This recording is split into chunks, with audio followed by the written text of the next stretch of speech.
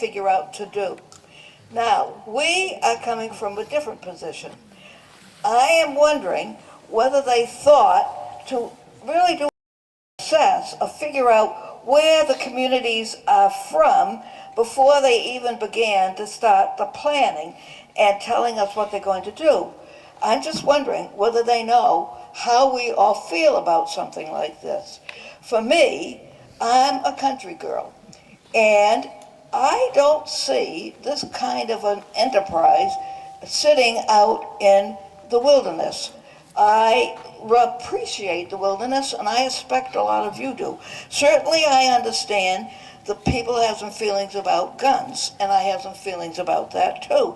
I'm all for hunting and protecting yourself.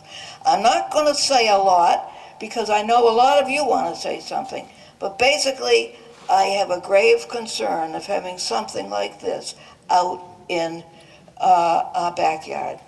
And it isn't that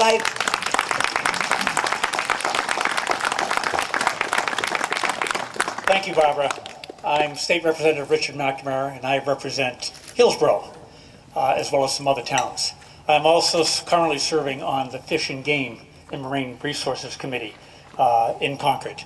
I'm here representing a lot of people from Hillsborough who notified me that they had concerns and could not be here today because of the holiday weekend and other commitments. I would like to ask a specific question. A constituent wrote to me and asked me, is there any agreements that are signed, and maybe this is for the attorney, that this group has done with the people whose property they're considering building this facility on? I can't answer that question for you, yes. No, there is no purchase and sale that has been signed. It's still in the exploratory phase of this venture. And to Barbara's point, as far as reaching out to find out what the feeling of the community is, that's what today is. And we appreciate the feedback. It's an opportunity for these folks to address those concerns, know more what those concerns are, but answer those questions. But at this stage, it is very preliminary. They're looking at this particular piece of land as a good opportunity, a nice fit for the business that they want to present. And this is the initial stage, and that's what they're here for today. Thank you. Ma'am? I kind of have a three-part question. Well, first off, I just want to say thank you very much for not only your service, but holding this meeting and hearing us out and answering a lot of our questions, because I know there are a lot that are out there. So thank you for that. My first question is, when do you plan to file an application with the town, and when do you expect the board will be hearing the public hearing?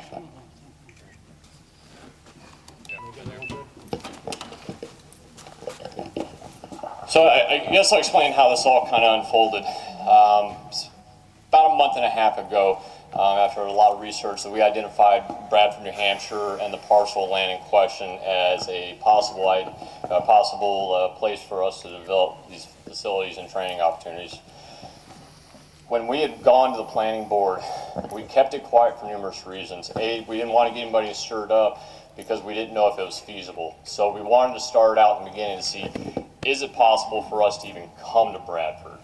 Our next plan was to get as much information together as possible that's relevant to the facility in Bradford, and get that information, and then have a presentation to the town, say, this is who we are, this is what we would like to do. Unfortunately, during the planning board, when we did get the warm and fuzzy, if you will, that it is or potentially feasible to do it here, it got leaked out and a lot of information was being disseminated that wasn't necessarily correct. So we weren't trying to keep anything from you guys. We had plans to come up here within the next month or two to be able to give you all the answers that you need. Again, this is still in a conceptual phase.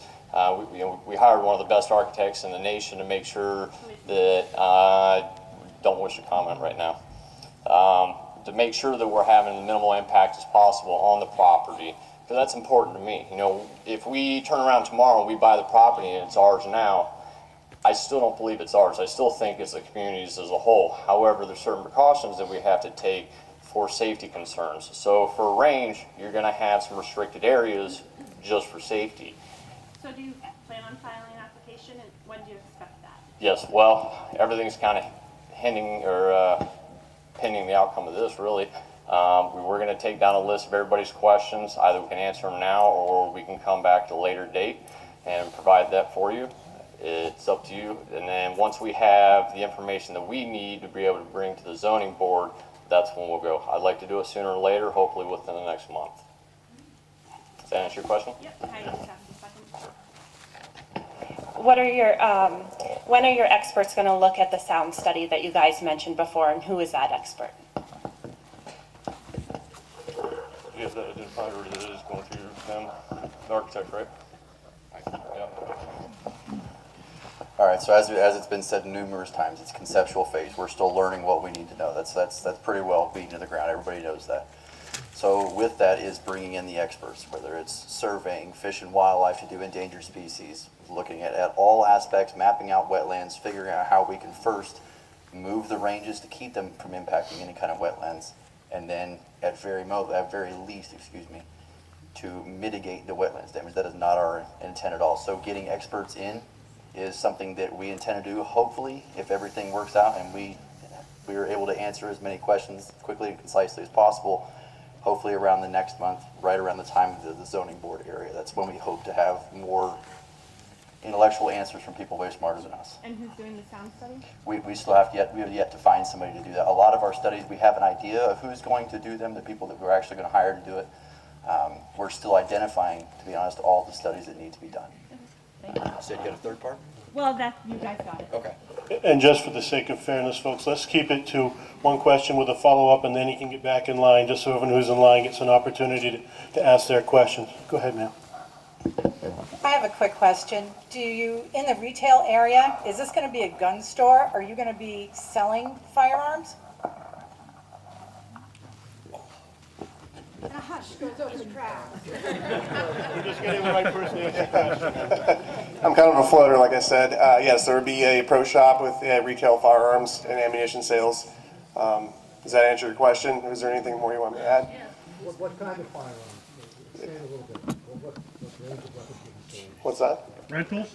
Okay, we can go here. What kind of firearms? You talking conventional firearms and then Class 3 NFA? Is that your question? I don't know what that Are you going to be selling machine guns? You're going to be selling There you go. All right, so initially, it will be pistols, rifles, shotguns, basic stuff. No, let me clarify that. So that is our intention. We also, along with that, we do plan on having rental firearms, pistols, rifles, shotguns. People want to enjoy the shooting sports. We want to make that available to not everybody has a gun, and the people that want to get more educated on firearms. We're all for that, but with part of our part of our business plan, we are looking at renting guns that people maybe have never shot for. Some of them will be suppressed, some of them will be full auto, but with that being said, part of the actual standard is to have somebody right there that is knowledgeable, thoroughly knowledgeable, and has a complete understanding of what all goes into that, to be right next to that individual at all times. So it won't just be a range safety officer walking back and forth. We will have high-powered rifles due to the long-distance range. We will have anything that needs to support our classes. It's nothing crazy, no rocket launchers, grenade launchers, or anything like that. It's never, never our intent.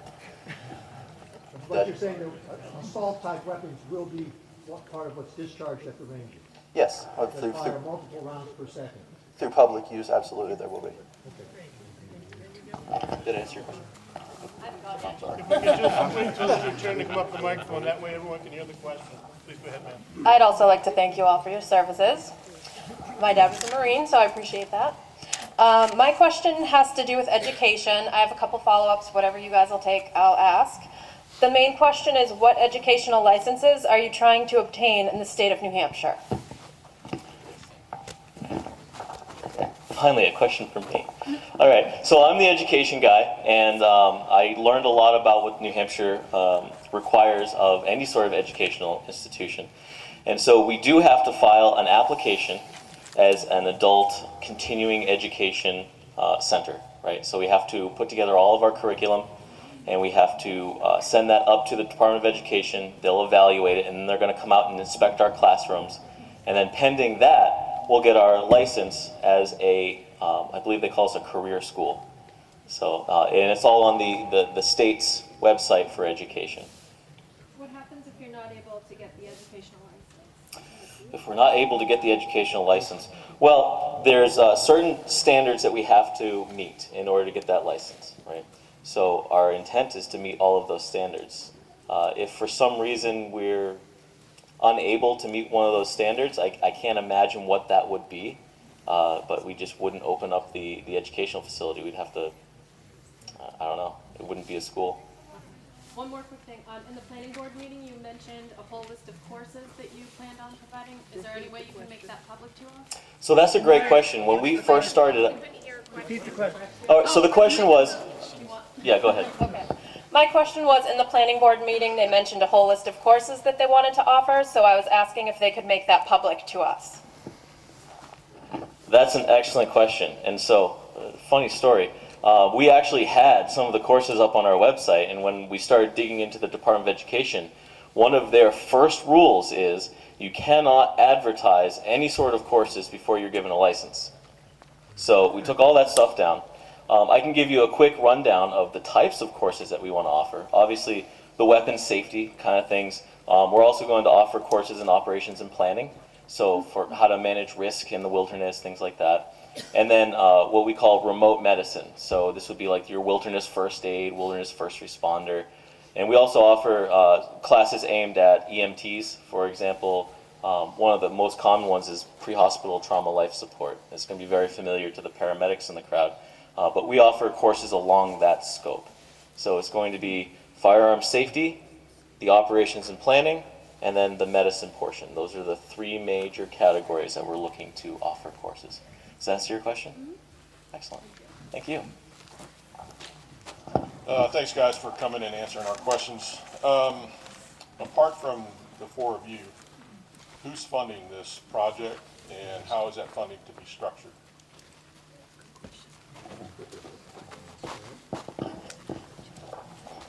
Right now, we're not open to releasing that information.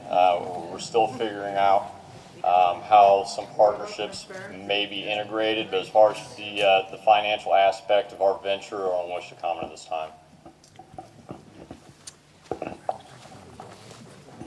My name is Bob Hodges. I live at 506 County Road, directly across from where you're going to be putting the ranges. Again, I want to thank you for your service to our country. We appreciate it. It's not something we take lightly, so we value you. I guess the thing that really sort of has a lot of people upset, and I think we should speak about it, is the fact that we learn about this word of mouth. Okay, we don't get any information from the people that we elected. We don't get any information from you guys. What we get is a internet site. So my question to you is, in the interest of transparency, can you tell us all the meetings you've had with the Bradford town officials, to include the selectmen, members of the planning board, members of the zoning board, and the building inspector? Absolutely. Would you provide us a synopsis of those meetings? Absolutely. And who was present? Yes. Okay, great. The other thing I'm asking is you mentioned that you're going to be renting firearms. Do you realize that, I'm sure you probably do, that there's felons in New Hampshire? Not many, but a couple. Okay? And what are you going to do a background check on these people that come up to rent firearms?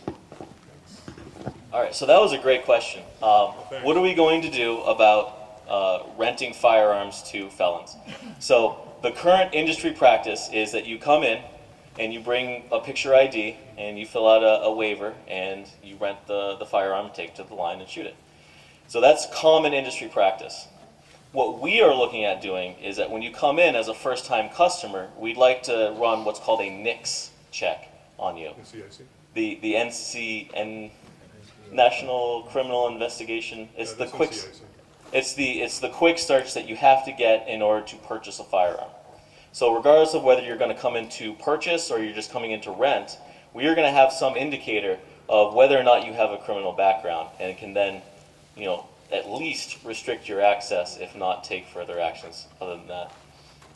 So that in that regard, we intend to exceed common standard practices. Does that answer your question? Yeah, it does. I was going to answer your first question, if you don't mind. Okay, sure. Okay. a lot of people don't know what we're doing. I understand that you guys are hearing this word of mouth, and quite honestly, if I lived in Bradford and I heard, you know, a bunch of rumors flying around about a company coming in, I'd be extremely concerned myself.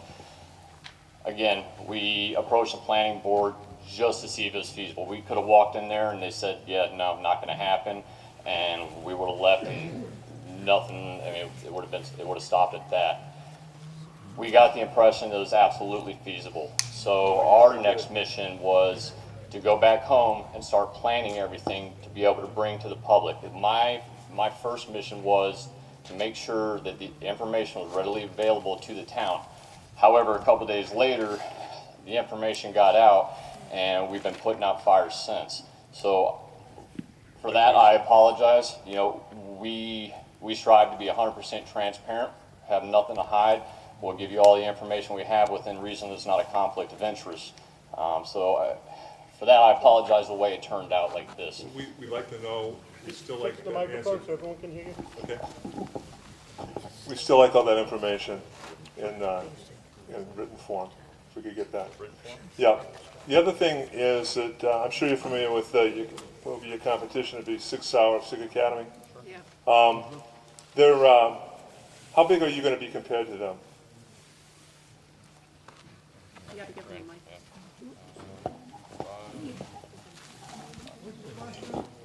How big are they compared to SIG Academy? You're talking size-wise, right? Right. Size-wise, how do we compare to SIG Academy? So how's Corvus compared to SIG? So as many of you know, SIG itself is a giant corporation that sells all over the world. So in size of footprint, from what we are looking at as four guys, as of this very moment, we don't look to be anywhere near what they're doing, the volume of training that they're providing at this very moment in our short term. We do not look to be that big. Okay. My other question to that would be, we have 1,400 acres here, SIG has 140, and they are 10 times, you're gonna be 10 times bigger than SIG. Absolutely. So with that being said, that's a very, very good question. So we're using a very small portion. As it was said, from what we're looking at right now, we're looking at using about 10 acres for our ranges and roads. So even though they're, I'm sorry, I didn't catch the number, 100 and then, how many acres? 140 acres for SIG. 140 acres for SIG, whereas they're cramming everything into that property and they're spreading it all through over the. But essentially what you're saying, because I want to explore this. Sure. Okay, I think it's important for people to know. Why can't you take I hate these. Yeah, well, hey. Okay, we just want to find out exactly what we can be expected to have in front of us out here. 6 Hour is 140 acres, located in Epping, New Hampshire. They do the same training as you, maybe not so much medically, but they do the same training you, weapons and tactics. Essentially, that's it, correct? Okay. So my question to you is I think you've answered it. You say you're going to be out on the property, you can be 10 times bigger than SIG. SIG has a lot of people going through it. But you know, I called the people that live next to SIG down there, and you know what they told me? They said, it's like living in Iraq. Okay? So that's what we're worried about. That's what we're afraid of. Okay?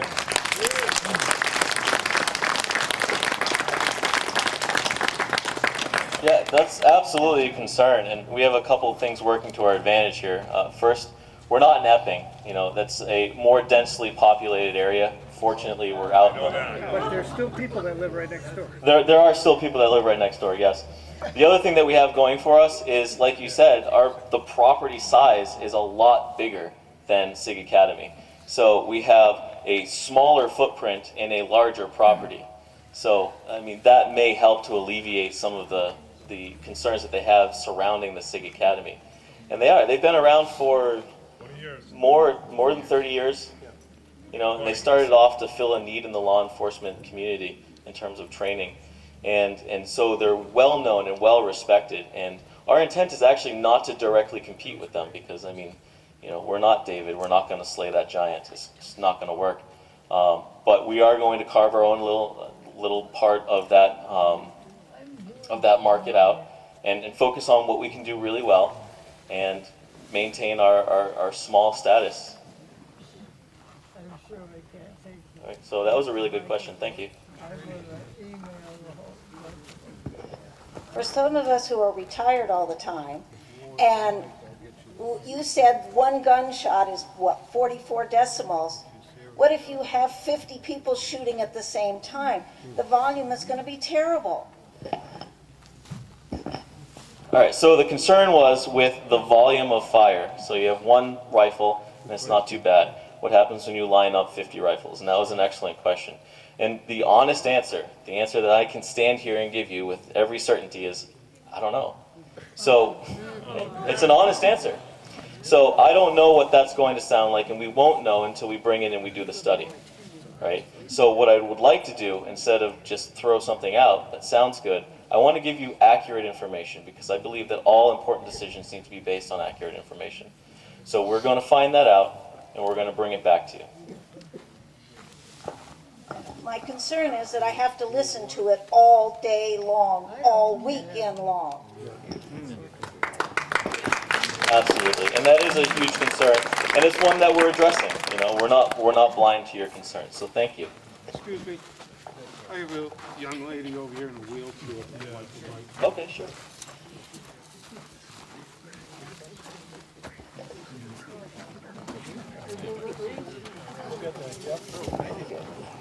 A lot of you know me. I'm Edith Gray. I'm a butter. And those of you who with me have used the road for years and years, to the one access to the property,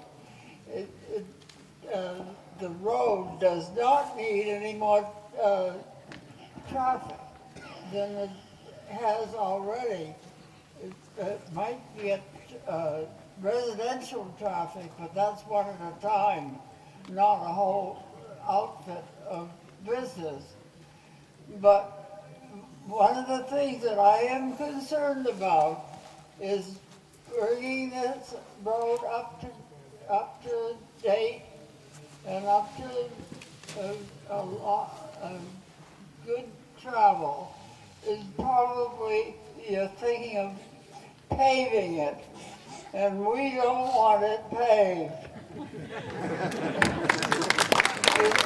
In the wintertime, it's the best road in town, because if it's ice on the road, the stones will break up through the ice and give you traction. You can't get it on a tar road. We don't want it tarred. Thank you. I'm going to hand this one over to Brandon. All right, so I'm up in front of you again. So the question, or the statement was that the impact on the roads, that from our increased traffic and bringing business in, it absolutely will do wear and tear on the roads, and that's something we're aware of. With speaking to some of the civil engineers that we've talked to, and through going through our entire learning process, we have spoken with them, and the asphalt road, it's one of a bunch of options. It's not even one that we're saying this is what we're going to do. But what we do plan to do, I learned yesterday, was getting with the road agents, figuring out exactly how the roads need to be maintained, what needs to be done. So whether that's a percentage to the Department of Transportation, whether that's us getting out there with a bucket and shovel and filling in holes, if that's weekly, we're committed to do what we need to do to support what we're trying to bring into the community. And we're more than willing to accept options and be completely flexible with what may need to be done.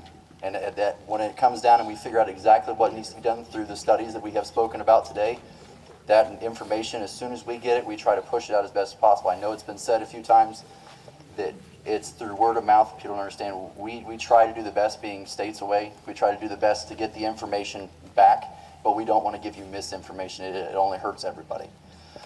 So we do have in mind to keep up the roads, whether it's dirt roads, whether it's regrading them, putting gravel down, or whatever it may need. We are willing to at least entertain ideas to hear what needs to be done and how they need to be best maintained. Did that answer your question, ma'am? Yeah. Awesome, thank you.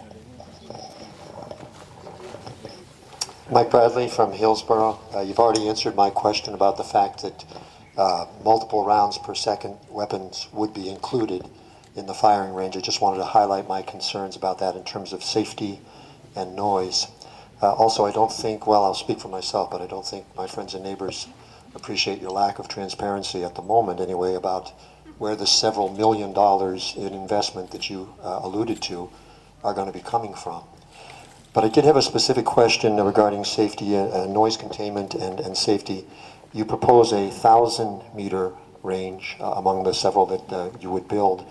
And in terms of containment of noise and the rounds themselves, you also propose a clay shooting, which is shooting up into the air, if I understand you right. I need further comments about noise containment and safety on those two particular forms of shooting. So the question posed was on our 1,000-meter range about noise and the safety on that range, catching the rounds.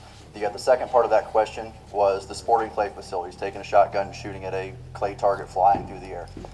So first I'm going to address the 1,000-meter range. So with any range, whether it's 1,000 meters or 25 meters, a weapon is pointed downrange. That's common knowledge, but how we're planning on capturing it. So if you were to take a snapshot of how our ranges are, if we have a firing line, you look out in front of us and you'll see a big black wall. Above that will be, it's called baffling. There's many different industry standards, many different ways to do it. But basically what it does is it allows that when the people are standing at the firing line and they orientate their muzzle downrange, if they're to shoot, they can't point it up and the round won't be able to get out over the top of the range. If they shoot down and hit the dirt, we have things in place through safety that allows those unsafe acts to be taken off the range.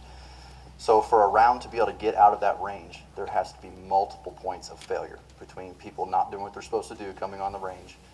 It's a multiple step process. So the sound, as you had addressed earlier, so the sound deadening mats will help. They won't make it silent. There's no misconception with that.